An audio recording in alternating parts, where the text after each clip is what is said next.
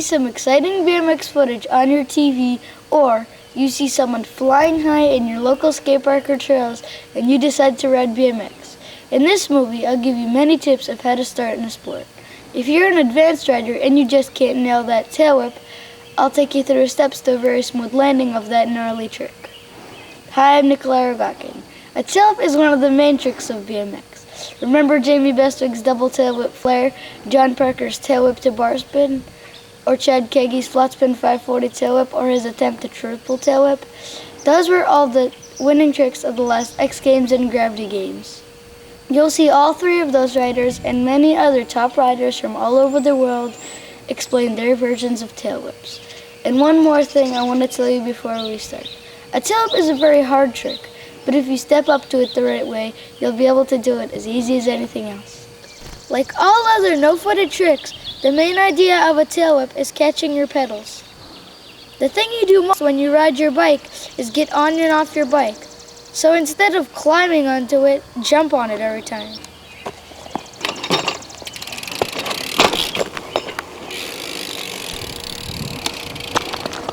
It looks easy, but you have to learn it without looking at your pedals, because when you're in the air, you have to see the landing also.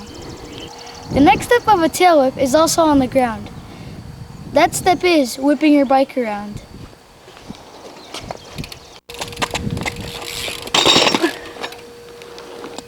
When you do that, whip your bike around with your arms and try to keep your bike level to the ground. And again, catch your pedals. To get good air on a jump, you need to know how to bunny hop. And again, it's easier to start on the ground. When you do a bunny hop, pick your front wheel up to as high as you want to bunny hop. When your front wheel is as high as you want to bunny hop, pick your back wheel up to the same height as your front wheel. At the same time, push your handlebars out. And you can take this bunny hop to whatever jump you want.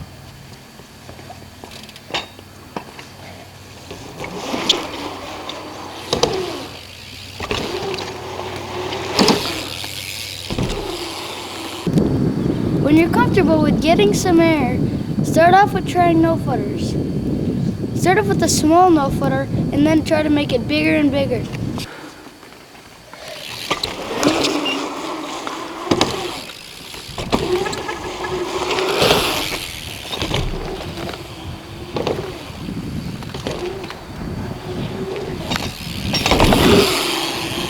After you learn no-footers, try can-cans.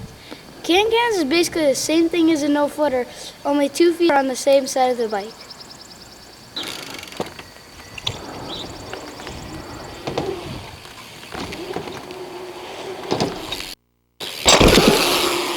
When you're comfortable with a no-footer and a can-can, and you can whip your bike around on the ground and catch the pedals, you can basically do a tail whip.